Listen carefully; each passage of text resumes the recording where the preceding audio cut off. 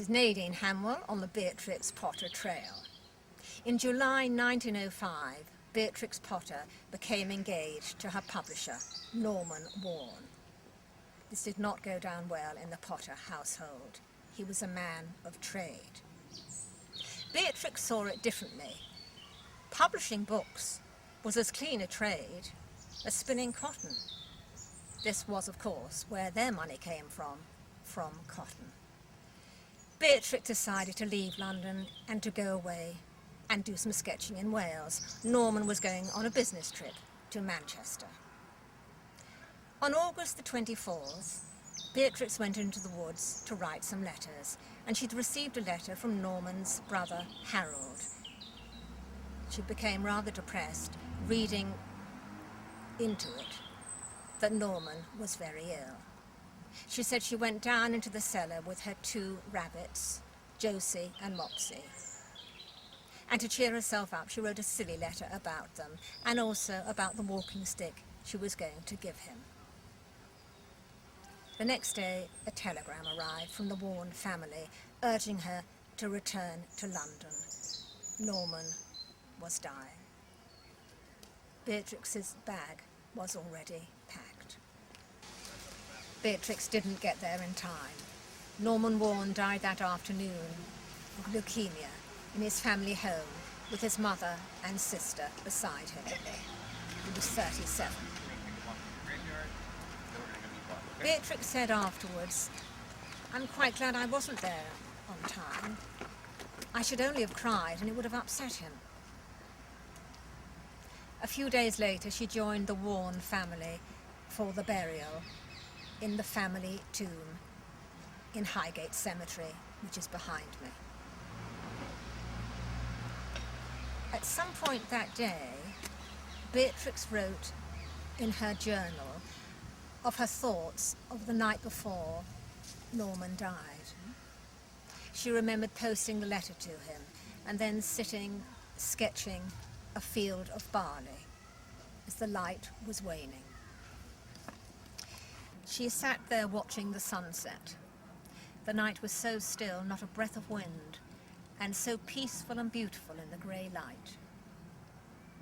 The sea was in a soft haze, pearly grey, and indistinct except at one point under the sun. I remember thinking about Turner's pictures and thinking how profane it seemed to be to try to draw anything so beautiful with my dirty little paint box. I remember thinking the evening was as still as death and as beautiful.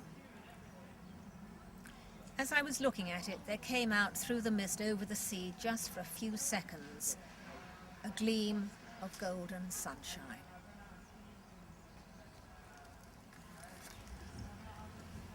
Her diary ends, "In the evening there shall be light."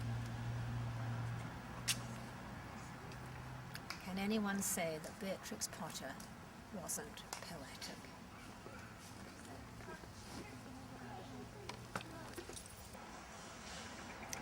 Beatrix was consumed with grief, and soon after left London to stay with her uncle, who lived near Denbigh in North Wales. She there surrounded herself with work. Mrs. Tiggywinkle was due to be published in September. When she felt stronger a few weeks later, she returned to London. But this time, she stayed with Norman's mother and sister and was welcomed warmly. She also had a photo sent to her of some of his nieces. And Beatrix said, "Norman talked of them so often, they seem like my little friends." I hope I shall write Winifred lots of letters. It is much more satisfactory to address a real live child. I often think that that was the secret of the success of Peter Rabbit. It was written to a child, not made to order. I'm going back to North Wales tomorrow, and afterwards to the lakes for sketching. I expect I shall get back to London about the end of October. I cannot tell you how grateful I have felt for the kindness of all of you. It's been a real comfort and pleasure to stay in this house. Millie and I went up to Highgate yesterday. The stone is put back quite neatly again. It seems to want something planting at the back. There's much untidy, trampled earth where the hawthorn was cut down. I can't believe grass will ever grow well under the fir tree. I was wondering whether white Japanese anemones would grow where it is rather shaded. Millie says you have them in your garden and know their habits.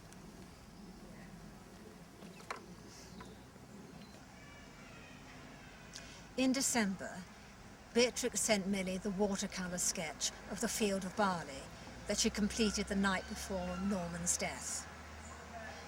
I tried to think of the golden sheaves and harvest.